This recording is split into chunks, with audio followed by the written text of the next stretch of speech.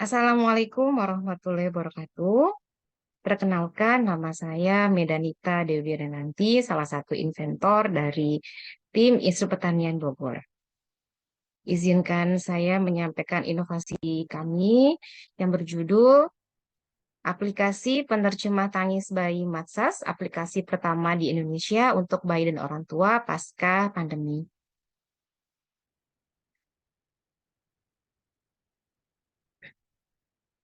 Adapun latar belakangnya, kita tahu bahwa bayi itu mempunyai komunikasi verbal dengan manusia dewasa, yaitu berupa tangisan ya, menangis. Nah, di Indonesia saat ini kepakarannya memang belum banyak ya. Yang kedua, banyak pasangan, terutama yang pasangan baru, belum memahami maksud dari tangisan bayinya. Yang ketiga, belum ada aplikasi berbasis Android secara gratis yang mampu mengidentifikasi arti tangis bayi versi Dansen Baby Language. Nah, alasan penggunaan Android karena memang platform ini di Indonesia cukup banyak peminatnya. Kalau di dunia kita lihat ya, ternyata 90% itu di Indonesia penggunaannya lumayan signifikan dan 75% di dunia. Manfaatnya, orang tua merasa lebih percaya diri dalam mengasuh bayinya dan by the end of the day, tingkat stres mereka berkurang secara signifikan.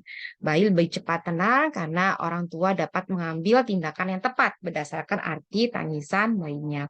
Nah, hal ini tentunya berdampak terhadap kesehatan. Di samping itu, aplikasi ini juga mampu untuk mendeteksi ketika misalkan bayinya tidak nyaman atau sakit perut atau hal yang lainnya. Nah, tujuannya menerapkan pemodelan codebook ya untuk pengenalan pola tangis bayi sehingga menghasilkan suatu aplikasi yang dapat membantu orang tua menerjemahkan tangis bayi versi Dansen Baby Language. Adapun ruang lingkupnya, ini lingkungannya Android, kemudian klasifikasinya Dansen Baby Language yaitu bayi lapar, mengantuk atau lelah, ingin sendawa, ada gas atau nyeri di perut, kolik gitu ya, kemudian tidak nyaman. Tidak nyaman ini bisa karena popoknya basah, udara panas, dingin atau hal yang lainnya. Yang ketiga, aplikasi ini digunakan untuk bayi usia 0 sampai 3 bulan. Lebih dari itu apakah bisa? Bisa. Namun akurasinya tidak sebagus yang untuk tangisan bayi 0 sampai 3 bulan. Nah, adapun secara rinci dari sinyal analog kemudian dilakukan digitalisasi, dilakukan pembacaan frame by frame, ekstraksi cirinya menggunakan codebook dan pengenalannya menggunakan maaf, untuk yang ekstraksi cirinya menggunakan MFCC maksud saya. Kemudian pengenalan polanya menggunakan codebook. Nah, aplikasi ini diperkenalkan oleh Priscilla Dunstan, dia alison fotograf berasal dari Australia. Untuk tangisan bayinya, ini contoh yang bayi lapar, itu. Kemudian bayi lelah atau mengantuk, kemudian ingin sendawa. Ini yang sakit perut, ya, dan tidak nyaman. Nah, aplikasi ini itu bersifat universal, artinya bisa digunakan untuk semua bayi ya di semua negara. Pengembangan aplikasinya, idenya tahun 2011, launching pertama 2013, itu masih versi desktop, jadi belum banyak digunakan oleh orang karena harus menggunakan device laptop dan itu diinstal satu persatu. Gitu.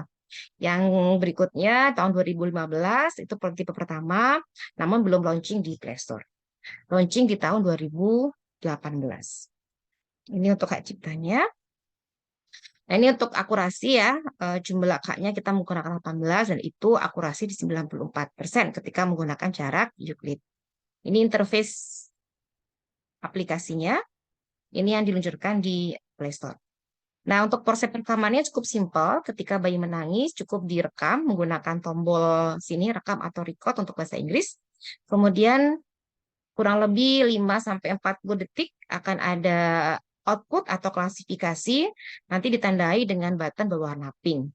Selain itu juga ada solusi dari setiap klasifikasinya. Jadi orang tua bisa menentukan tindakan apa yang harus dilakukan, seperti itu. Keunggulannya dari sisi teknis, mudah penggunaan, ekonomis, murah, hemat biaya, karena untuk saat ini tinggal koneksi internet kita download aplikasinya dan kalaupun nanti tidak ada koneksi internet nggak apa-apa karena itu langsung otomatis bisa tersimpan di nomor masing-masing. Segi sosial, orang tua lebih tanggap, kemudian segi lingkungannya bayi lebih cepat tenang. Ini review penggunanya antusias dan responnya cukup bagus. Alhamdulillah saat ini terdapat lebih dari 249.000 pengunduh dari 175 negara. Ini negara-negara di antaranya. Dan aplikasi ini sempat menjadi top trending ya, nomor 1, dan lumayan ya, respon dari masyarakatnya sangat baik. Untuk aplikasi ini mendapatkan fee ya, itu dari iklan, ini contoh iklannya. Namun beberapa periode ini sengaja saya off-kan terlebih dahulu karena ada beberapa masukan atau saran ketika bayinya nangis, orang tuanya agak panik karena ada iklan-iklannya. Jadi sementara eh, di off-kan terlebih dahulu. Untuk publikasinya sudah ada di media cetak maupun media elektronik. Nah, kami berharap ada dukungan pemerintah ya, sehingga orang tua juga bisa merasakan adanya aplikasi ini lebih luas.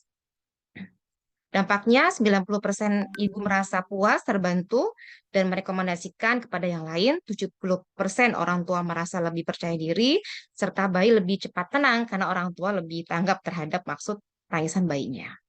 Keberlanjutannya, insya Allah nanti akan dibuatkan suatu device atau alat, ya, portable tanpa radiasi. Kemudian pengembangan ke iOS, karena saat ini baru ada yang Android. Perluasan bahasa, kemudian bahasa ini maksudnya diaplikasikan sementara baru ada 2. Insya Allah nanti akan ada bahasa PBB lainnya. Kemudian yang keempat, pengembangan algoritma untuk mengatasi permasalahan noise pada sistem pengenalan tangis bayi. Simpulannya, aplikasi ini mampu mendeteksi tangis bayi yang menggunakan metode ekstrim programming untuk pengembangannya, sedangkan untuk artificial intelligence-nya menggunakan codebook untuk mengenal pola, serta MFCC sebagai ekstraksi cirinya, akurasi 94%. Cukup dari kami, terima kasih. Assalamualaikum warahmatullahi wabarakatuh.